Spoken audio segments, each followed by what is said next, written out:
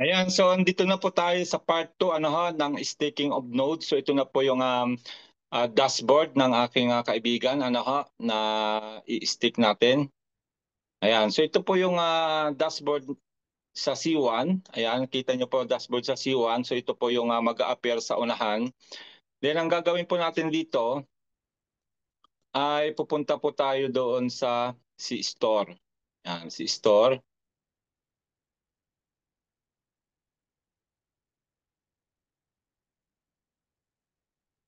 Okay. So mag-appear po dito yung mga products natin sa C1. Ano ho? At ang i-click po natin ay yung C-Link kasi dito po yung staking ng node sa ating C-Link wallet. Yan. Click Learn More. Then go to Site.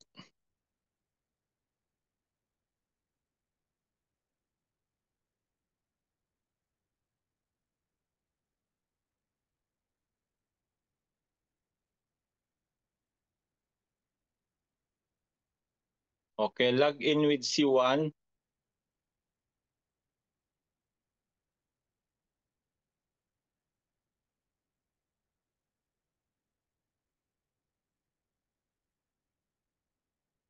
Ayan. So nandito na siya. Kita nyo?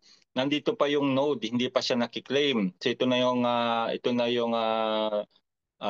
tutorial number 2. So click po natin ito, yung claim dito sa right side, claim. Then click po natin yung accept terms and services. Babasahin po natin yan kung gusto muna nating basahin bago natin i-claim. Then pag nag-decide ka na din, accept.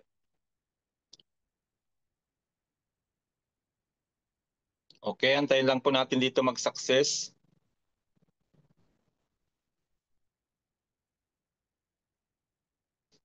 Okay. So nandiyan na siya, nag-success na siya.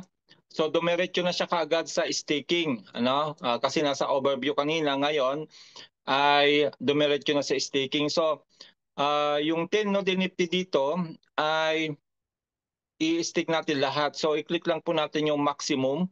Ayan, maximum. Then pag mag-stake tayo, another gas fee po yan. Meron po tayong gas fee, of course. Yan po yung naiipon para po sa paghati-hatian natin ng mga owner ng Node Nifty. Then click stake.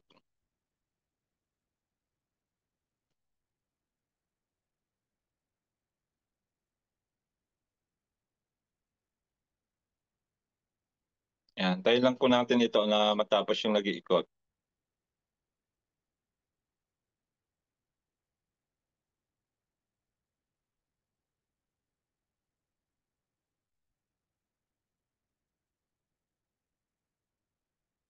Sana hindi na traffic kasi grabe ang traffic niyan. Ayan. Okay, so nakita nyo po, state confirmation check. Okay, check na po siya. Ibig sabihin, na-stick na po siya. Then after that, makikita nyo po yung transaction history dito sa bandang baba. Ayan, makikita nyo dito, 0 node na po yung available dahil na-stick na po siya dito, current stake 10. Then sa baba, tignan natin, ito yung pinapakita ko sa inyo kanina. Ayan. So estimate po na nakikitain nito in 30-day rewards.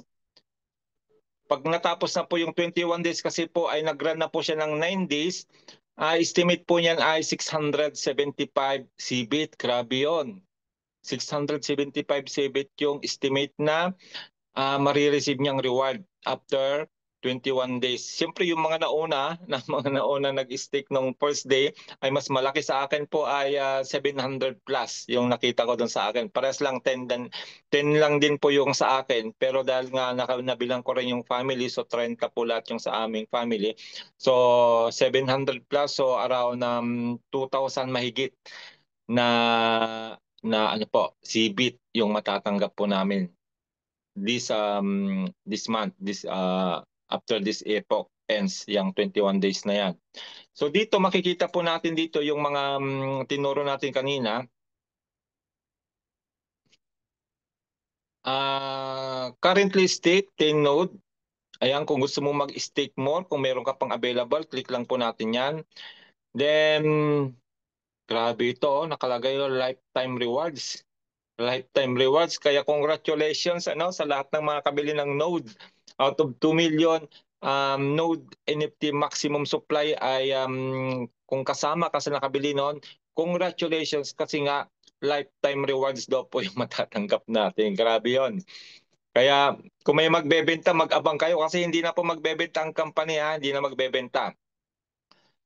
So makikita nyo po dito, estimate po rewards for the next epoch kasi lumalaki po ito, lumalaki. So meron nang naipon kaagad na 5,655,000 na Corbit doon sa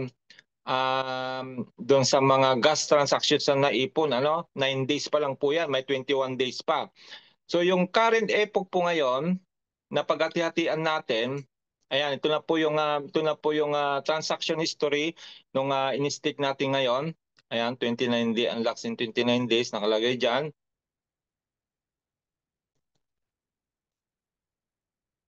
Ayan, nakita niyo ha? Ang laki po ng current epoch po natin ngayon.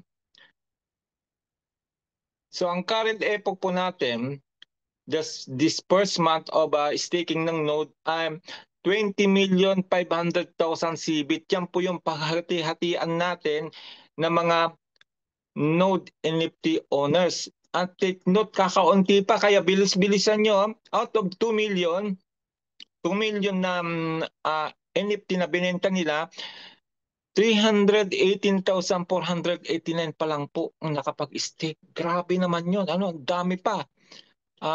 Ano pa? More than 16 million, 1.6 million pang hindi naka-stake. Kaya pag napanood nyo po ito, dalian nyo pong mag-stake kaagad para po ay malaki pa po yung makukuha nating reward. Kasi nga ay kung nauna ka nag-stake, mas malaki din yung reward na makukuha mo. So, yan na po yung ating kompletong live tutorial sa ating pong Node NFT staking. I hope na nasundan po nating lahat. At sa mga hindi naman po nakapag-stake pa ng kanilang ay nakabili nag-burn ng kanilang Corbit para doon para po dito ay mag-decide na rin po tayo bago rin po siya maubos. Yung pong tinatawag nating pledge. Ayan, pledge your token. So ito po, itong account na ito, 50% po ang naka-pledge nito. Ayan, 58,000. So may natitira pang 58,000. Kaya malaki-laki pa rin po yan yung ini-stream. 58,000 yung na burn. Kaya dito, sa portfolio, ay marami-rami pa rin po yung ayan kita nyo. Marami-rami pa rin po yung nakiklaim dito. Yan. So, ang dami pong pagkakakitaan natin dito. Actually, staking po ng ating staking ng ating Corbit, tapos staking po ng ating staking ng Node.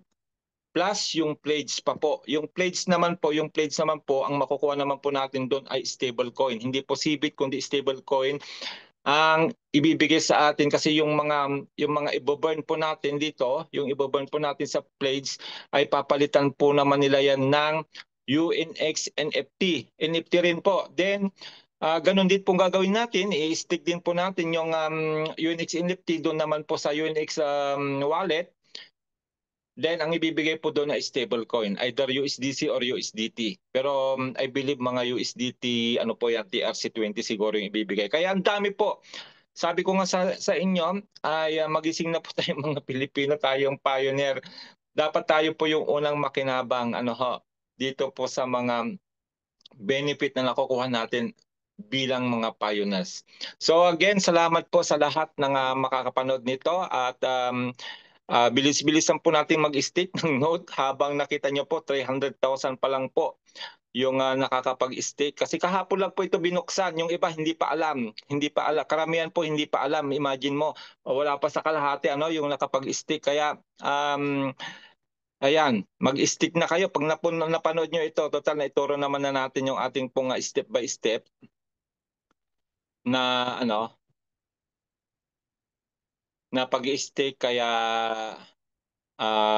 yun po, pasok na lang po tayo sa staking. Salamat po muli sa ating lahat at kita-kita po ulit tayo sa mga susunod nating mga tutorial. Hindi po tayo magsasawa na magturo kung ano man yung mga bago, kasi nga po gaya ng sabi ko nga po, bilang isang leader na active ng Philippine team, Team Europe nga lang po yung ating team kasi nandito tayo sa Europe, ay ginagawan po talaga namin ng paraan na makinabang tayo. Oo, matagal po tayo nag-antay sa mga mangyayari, pero andito na tayo. And hopefully, dahil nga po doon sa updated roadmap, ay this August na po yung ating exchange ng Corbit. Kaya stay tuned.